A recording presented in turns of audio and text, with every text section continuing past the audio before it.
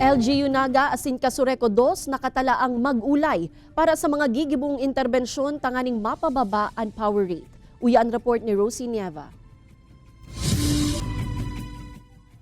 Huli sa langkaw na power rate kan Casureco 2, kinumpirmar ni Mayor Nelson Legacion na pati ang mga negosyante ang nagrereklamo na asin nadidisginar naman ang mga investors. Alagad basado sa inatindira na power briefing ni Legacion na pag-araman na igwapanin mga paagi para mapababa ang presyo kan kuryente.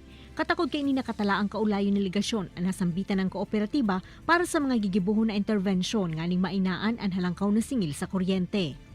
Malinaw po si konklusyon na kaya pong ibaba ang presyo kan kuryente.